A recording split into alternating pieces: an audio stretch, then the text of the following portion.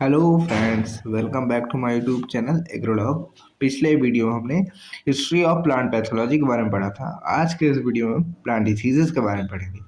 Plant diseases का अर्थ है पौधे में होने वाले वह असामान्य परिवर्तन जिसके कारण पौधे की सामान्य वृद्धि, विकास और उत्पादन प्रभावित होते हैं। जब कोई पौधा अपने सामान्य कार्य को ठीक प्रकार से नहीं कर पाता और उसकी पत्तियां, तना, जड़ या फल प्रभावित होने लगते हैं तो उस स्थिति को प्लांट डिसीज कहा जाता है। प्लांट डिसीज फसलों की उपज और गुणवत्ता दोनों को कम कर देते हैं, जिससे किसानों को आर्थिक नुकसान होता है। प्लांट डिसीज को मुख्य रूप से दो बड़े वर्गों में विभाजित यानी बांटा गया है। पहला वर्ग है बायोटिक डिसीज, दूसरा वर्ग है एबायोटिक डिसीज। यह वर्गीकरण रोगों के कारणों के आधार पर किया जाता है। आइए हम पढ़ते हैं अपने पहले वर्ग के बारे में, जो कि है बायोटिक डिसीज। बायोटिक डिसीज वह रोग होते हैं जो जीवित कारकों यानी लिविंग ऑर्गेनिज्म के कारण उत्पन्न होते हैं। इन जीवों को पैथोजेंस कहा जाता है। ये रोग संक्रमण यानी इन्फेक्शियस होते हैं। ये एक पौधे से दूसरे पौधे में फैल सकते हैं। बायोटिक डिसीज की पहली डिसीज है फंगल डिसीज।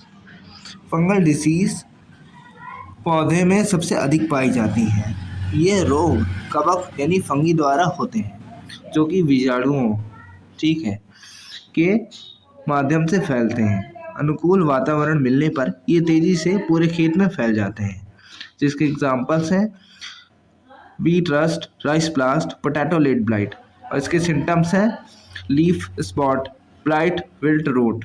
ओके, हमारी बायोटिक डिसीज की दूसरी डिसीज है बैक्टीरियल डिसीज। बैक्टीरियल डिसीज जीवाणुओं द्वारा उत्पन्न होते हैं। ये रोग को सामान्यतः अधिक नमी और जल की कमी की अनुपस्थिति में गंभीर हो जाते हैं। ठीक है, बैक्टीरियल डिसीज कब गंभीर होते हैं? जब जल की अनुपस्थिति होती है और नमी की कमी होती है, नमी की बहुत ज़्यादा कमी होती है। एग्जाम्पल्स हैं इनके citrus canker, rice, bacterial blight. Symptoms हैं इनके water soaked lesions, oozing, soft rot. Okay, हमारी तीसरी डिसीज है बायोटिक डिसीज की वायरल डिसीज। वायरल डिसीज बीजाणुओं यानी वायरस के कारण होती हैं। वायरस बिना होस्ट के जीवित नहीं रह सकते और प्रायः कीटों यानी इंसेक्ट वेक्टर्स के माध्यम से फैलते हैं। एग्जाम्पल्स हैं इनके टोमेटो लीफ क्रिवल, भिंडी, येलो वाइन मोसैक। ठीक है, सिम्टम्स हैं इनके leaf curling, mosaic pattern, stunted growth मतलब ग्रोथ को रुक जाना, ग्रोथ को रोक देना। हमारी चौथी डिसीज है बायोटिक डिसीज की नेमेटोड डिसीज। नेमेटोड मिट्टी में रहने वाले सूक्ष्म कृमि यानी माइक्रोस्कोपिक वॉर्म्स होते हैं। ये जड़ों को नुकसान पहुंचाते हैं, पौधों की वृद्धि को रोकते हैं। इनके एग्जाम्पल्स हैं रूट नोट डिसीज। सिम्टम्स हैं जड़ों की गांठें, ठीक है, पौधों की कमज़ोर होना। ठीक है, हमारा दूसरा जो डिसीज़ है वो है एबायोटिक डिसीज़। हमारा दूसरा वर्गीकरण है, ये होता है नॉन लिविंग कॉजेज से। आइए अब हम पढ़ते हैं एबायोटिक डिसीज़ के बारे में कि एबायोटिक डिसीज़ क्या होता है और ये कैसे होता है। एबायोटिक डिसीज़ वे रोग होते हैं जो गैर जीवित कारकों यानी नॉन लिविंग फैक्टर्स के कारण उत्पन्न होते हैं।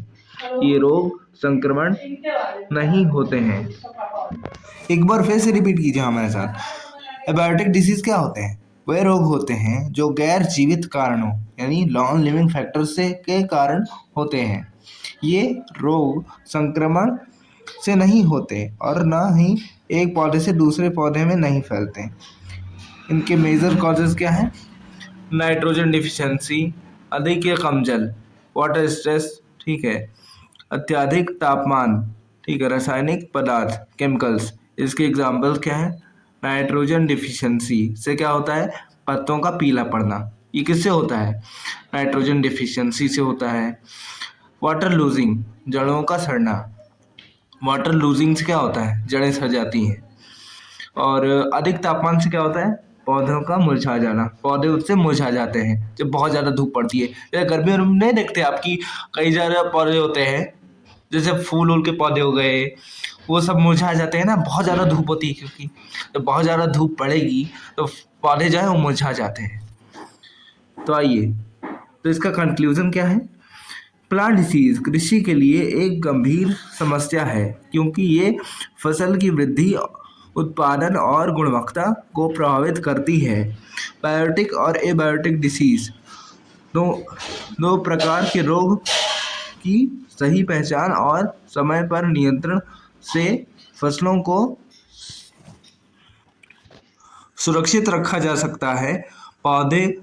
पौधे के रोग की जानकारी कृषि छात्रों और किसानों दोनों के लिए अत्यंत आवश्यक है, ताकि फसल नुकसान को कम किया जा सके और उत्पादन बढ़ाया जा सके। So that's all for today's lecture. आपको वीडियो कैसा लगा प्लीज़ हमें कमेंट करके ज़रूर बताएं। वीडियो अच्छा लगे तो वीडियो को लाइक करें, हमारे चैनल को सब्सक्राइब कर लें, जिससे कि हमारे वीडियो की हर नोटिफिकेशन आप तक सबसे पहले पहुंचे। जुड़े रहिए हमारे चैनल से, अपने खेत से जुड़ी हर बात को जानने के लिए पढ़ते रहिए अपने खेत के बारे में, क्योंकि खेती हमारी जान है और किसान ज्ञान हमारी ताकत।